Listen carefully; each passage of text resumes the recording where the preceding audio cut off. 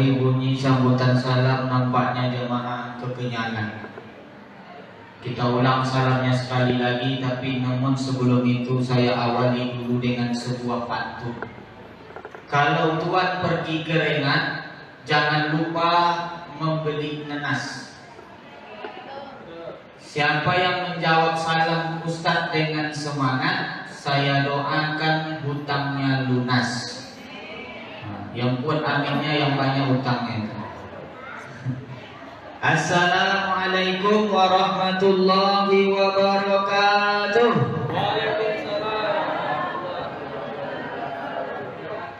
Alhamdulillahi rabbil alamin, wa bihi nasta'in wa ala umuri dunya waddin. Asyhadu an la ilaha illallah wahdahu la syarikalah wa asyhadu anna Muhammadan abduhu wa rasuluhu la nabiyya ba'dah.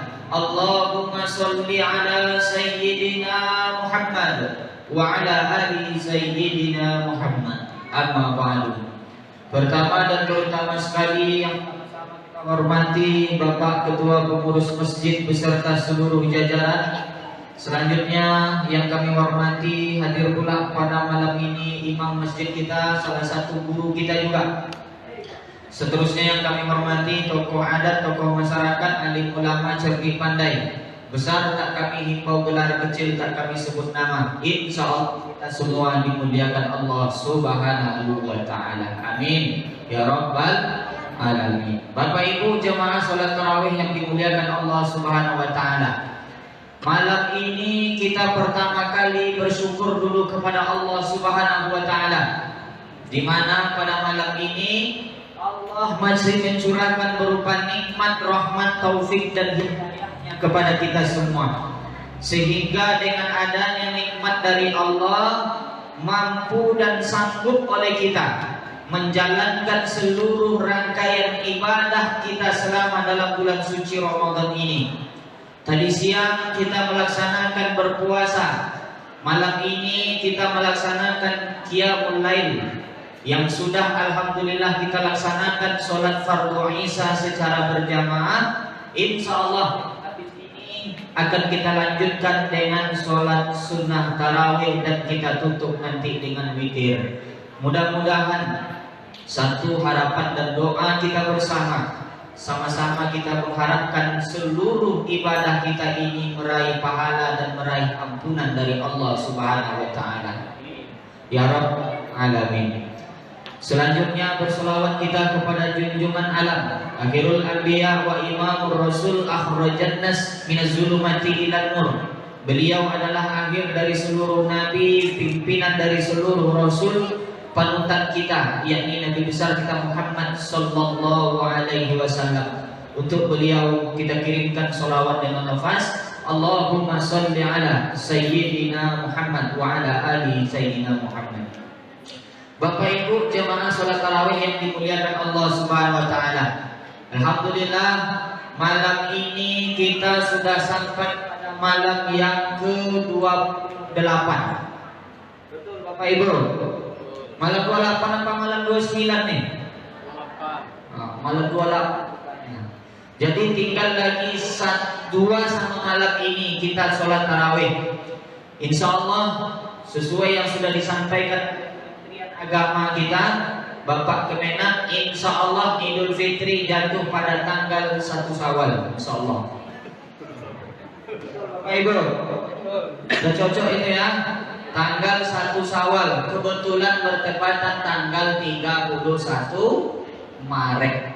Insya Allah kita sholat Idul Fitri di hari Naim, kalau tidak ada perubahan. Nah, malam ini yang perlu kami sampaikan, ada 2 tugas kita yang menjadi kewajiban bagi kita orang beriman. Kebetulan kita sedang berada di detik-detik akhir Ramadan. Tanpa terasa baru rasanya kita baru mulai tarawih, baru mulai rajin baca Quran, baru mulai puasa. Ternyata tak terasa Ramadan ini pun sudah mau pergi meninggalkan kita. Kalau ditanya sedih atau tidak sedih, semua orang beriman akan merasa sedih dengan kepergian Ramadan ini. Jarang-jarang Ramadan ini datang Bapak Ibu, ia hanya datang sekali dalam setahun saja. Insya Allah mudah-mudahan panjang umur, sehat badan, kita akan berjumpa di Ramadan tahun depan lagi. Amin ya Rabbal Alamin. Ada tugas pokok dua kita malam ini Bapak Ibu, menyempurnakan ibadah Ramadan kita. Kata Allah dalam Al-Quran, ujung ayat surat Al-Baqarah ayat 185, ujungnya saja. Ujung ayat 185 surah Al-Baqarah. Apa kata Allah? Walitukmilul iddata walitukabbirullaha ala ma hadakum wa la'allakum tashkurun. Kata Allah dalam Al-Quran, walitukmilul iddata, hendaklah kalian menyempurnakan bilangan puasa kalian. Jadi andaikan kalau kata ulama kita puasa tahun ini 29, sempurnakan 29. Kalau kata ulama kita tahun ini Ramadannya 30 hari, sempurnakan 30 hari. Sempurna dalam makna kata dalam ayat ini bukan hanya menyempurnakan bilangannya, tapi menyempurnakan seluruh rangkaian ibadah kita Bapak Ibu. Pertama yang sudah jelas tentu sempurnakan dulu bilangan puasa 30 hari. Habis itu sempurnakan 30 malam qiyamul lail tarawih kita. Karena di mana masjid Bapak Ibu penyakitnya sama. Kami selama Ramadan ini dari tahun ke tahun, beliau juga imam kita keliling masjid. Dapat tugas malam ini masjid ini, malam ini masjid itu, keliling. Insyaallah saya ini jadwal saya yang terakhir kali untuk Ramadan ini Bapak Ibu. Besok pagi saya sudah kosong, tak ada lagi jadwal pengajian tausiah. Ini malam terakhir saya tausiah. Jadi ini Darussalam Nur Iman ini dapat di ujung-ujung. Jadi di mana masjid, di mana musola, baik di kota maupun di desa, penyakitnya sama Bapak Ibu. Apa penyakitnya? Asal awal Ramadan masjid itu penuh. Asal awal Ramadan full, penuh, haus sampai ke belakang. Betul tak? Masjid Darussalam Nur Iman ini saya yakin untuk bapak-bapaknya 4-5 sok kemarin tak kemana di awal-awal Ramadan. Macam di rumah saya, masjid dekat rumah saya itu kalau tarawih malam pertama Bapak Ibu bisa kita cek sampai ke teras jemaah penuh. Tahun musim Covid kemarin saya cek sampai ke parkiran, orang datang ke masjid berjamaah sholat tarawih. Tapi hanya berlaku 1-2 malam saja itu Bapak Ibu. Yang di teras malam ketiga hilang. Kemana jemaahnya? Kita tanya lagi entah kemana. Yang penting hilang sudah. Habis itu bergeser malam Ramadan semakin ke atas, jamaah pun semakin ke depan. Satu persatu mulai hilang. Tadi saya tengok Darussalam Nur Iman ini masih lengkap lah bapak-bapaknya satu soft. Dah hebat juga itu, malam 28 masih ada jamaahnya satu soft. Biasanya kalau Ramadan nih Bapak Ibu, kalau sudah masuk malam 20, 21, 22, nah itu payah mencari jamaah lagi. Sebagian masjid saya tengok ada lagi tinggal jamaahnya khusus yang laki-laki, kadang-kadang tinggal setengah soft. Itu baru malam 20. Apalagi kalau naik ke malam 25, 26, 27 atau malam 28 macam malam ini. Ini yang paling parah. Sebagian masjid ada lagi yang tinggal imam dengan bilal saja Bapak Ibu. Jamaahnya hilang. Apalagi ibu-ibu. Ibu-ibu paling banyak hilang malam 25 ke atas. Kemana pindahnya? Pertama pindah ke serba 35, mencari baju lebaran.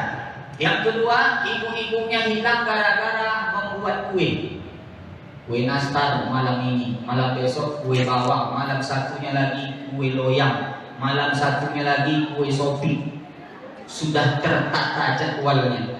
Sebanyak tuh hari, sepanjang tuh hari, kenapa lepas malam tarawih buat kue?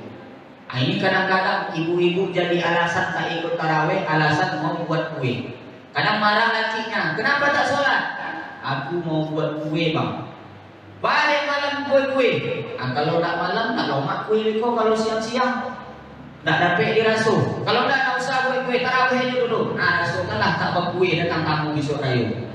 Itu loh kadang-kadang ibu-ibu jawab, termasuk juga tak datang salat tarawih. Akhirnya tinggallah jamaah itu. Kalau kata ulama, siapa yang bertahan istiqomah dari malam pertama sampai malam 20 tak pernah libur, maka kata ulama kita jamin orang yang istiqomah dari malam pertama sampai malam 20 itulah orang yang akan tetap bertahan sampai malam terakhir. Insya Allah yang hadir malam ini pemain-pemain inti dari semua ini. Pemain cadangan, pemain naturalisasi, pemain charteran semua dah hilang Bapak Ibu. Ini pemain inti aja lagi yang tinggal nih. Insya Allah tinggal 2 malam lagi Bapak Ibu. Insya Allah malam besok malam terakhir tarawih kita.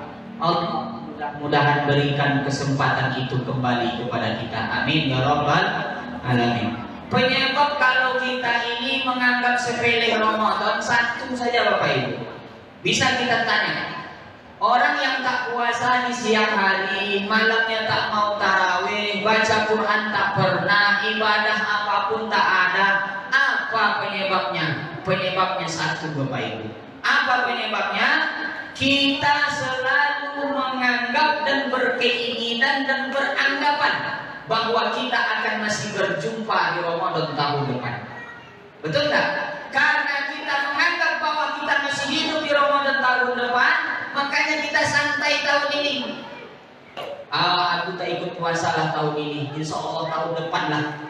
Aku tak ikutlah tarawih malam ini, sibuk banyak pekerjaan, Manggale sonang ramai, tahun esok lah insya Allah. Padahal memang Ramadan tahun depan ada lagi, memang tahun 2026 Ramadannya ada lagi. Tapi yang jadi pertanyaan, ada tidak jaminan bagi kita bahwa kita akan masih hidup di Ramadan tahun depan? Tidak ada jaminan Bapak Ibu. Jangankan untuk Ramadan tahun depan, jangankan Idul Fitri tahun ini, besok pagi pun tak ada jaminan bagi kita untuk hidup. Betul tak?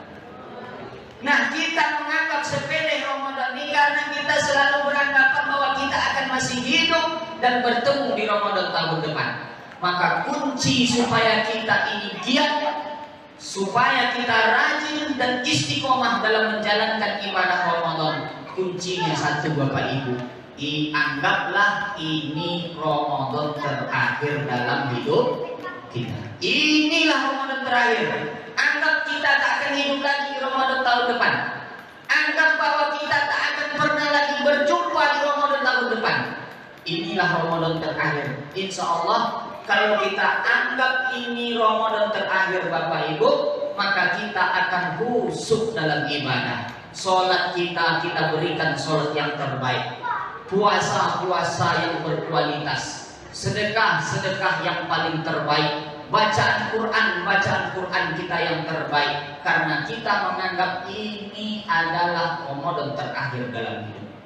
Mudah-mudahan kita semua diberikan Allah kepanjangan umur sehingga kita masih berjumpa di Ramadan tahun depan. Amin ya Rabbal Alamin. Jadi kata Allah dalam Al-Quran, walitukabirullah walitukbilul ibadah, sempurnakan bilangan puasamu, baik puasanya, ibadahnya, semua rangkaian ibadah Ramadan sempurnakan. Jangan setengah-setengah. Karena jamaah kita ini awal Ramadan rajin ke masjid, masjidnya penuh, tadarusnya ramai, yang puasa pun banyak. Tapi kalau sudah pertengahan Ramadan, jangankan yang tarawih, yang puasa pun banyak, tak banyak yang tidak puasa lagi. Mana contoh? Coba anda tengok Ampera buka jam 2 siang. Buka tapi tertutup pakai kain, muka tertutup, kaki nampak. Makan siang dia. Ini tanda banyak lagi orang tak puasa kalau di akhir-akhir Ramadan ini. Maka kata Allah, sempurnakan semua ibadah Ramadanmu. Maka tugas kita yang kedua, walitukabbirullaha ala ma hadakum, hendak kita besarkan, kita agungkan Allah atas hidayah yang telah Dia berikan kepada kita. selama Ramadan ini Bapak Ibu, hidayah itu datang menyertai kita, tapi hanya bisa dihitung orang yang bisa menangkap hidayah itu. Maka kalau andaikan kita dapat hidayah itu, maka besarkan, agungkan Allah dengan hidayah yang sudah diberikan kepada kita.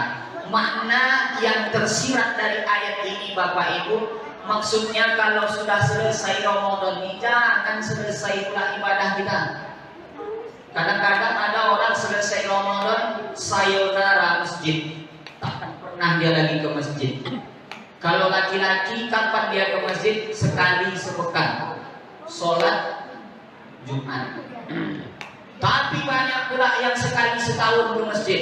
Kapan? Idul Adha saja. Idul Fitri dia tak datang. Kalau Idul Adha, kurban daging, jatah. Kalau Idul Fitri tak datang. Ada pula yang lebih parah, sekali seumur hidup ke masjid. Bila lagi ada keranda, dibawa orang inyo di depan. Nah, itu yang paling parah. Maka kata ayat ini, sempurnakan bilangan, besarkan Allah atas hidayah. Maksudnya jangan selesai ibadahnya Bapak Ibu, bawalah apa yang sudah dibekaskan Ramadan kepada kita keluar dari Ramadan. Puasa mengajarkan kita untuk bersabar dan bersyukur. Bawa rasa sabar dan syukur itu ke dalam kehidupan di luar Ramadan. Puasa mengajarkan kita menjadi orang yang bisa merasakan apa yang dirasakan orang lain. Artinya tingkat kepedulian kita itu lebih tinggi kepada orang yang membutuhkan apa yang kita berikan. Bawa rasa itu, rasa takut itu, bawa dia keluar. Itulah tanda kita membesarkan Allah atas hidayah yang diberikan. Maka Ramadan ini Bapak Ibu, bulan yang mendidik kita menjadi orang yang senantiasa bertakwa kepada Allah. Rasa takut kepada Allah akan lebih besar ketika Ramadan ketimbang di luar Ramadan. Mana contoh Bapak Ibu? Kalau logika saja lah. True story, kisah nyata, tidak cerita, kisah nyata bisa awak praktekkan. Ketika di bulan Ramadan awak sembahyang zuhur, betul tak? Sembahyang zuhur awak berwudu apa enggak? Duduk dalam berwudu awak kumur-kumur apa enggak? Kumur-kumur. Berapa kali kumur-kumur? 3. Ada awak yang kumur-kumur 3 kali 2? Tak ada. Kenapa kita tak mau membuat itu? Padahal jangankan orang, istri kita, suami kita, anak kita, tetangga kita, orang yang di sebelah kita ngambil wudhu tak akan tahu dia kalau kita korupsi kumur-kumur itu. Tapi mau tak kita buat? Tak mau kita buat. Kenapa? Karena kita tahu bahwa kita diawasi oleh Allah. Itulah rasa yang ditanamkan Ramadan kepada kita. Rasa diawasi inilah Bapak Ibu, bawa dia keluar Ramadan. Siapa yang sukses membawa ini keluar Ramadan, inilah orang yang sukses dididik Ramadan. Coba bayangkan kalau rasa takut itu hadir di setiap saat pada hidup kita, tidak akan ada orang yang jualan di pasar timbangannya curang, betul? Karena dia takut, dia tahu dia diawasi Allah. Tidak akan ada orang yang korupsi, betul tak? Karena kita tahu bahwa kita selalu diawasi Allah. Maka bawa perintah apa yang diajarkan Ramadan ini selalu sampai kita mati. Insya Allah tugas pokok kita yang dua ini Bapak Ibu, ini yang ditekankan Allah di penghujung Ramadan. Jangan sampai Ramadan berlalu maka ibadah pun selesai. Jangan sampai, tetap istiqomah kita hendaknya. Kalau sudah kita besarkan Allah atas hidayah, la'allakum tashkurun, kata Allah, supaya kamu menjadi hamba-hamba yang bersyukur. Mudah-mudahan apa yang kami sampaikan ini menjadi pelajaran dan iktibar dalam kehidupan kita sehari-hari dan bisa kita amalkan dalam kehidupan kita di masa yang akan datang.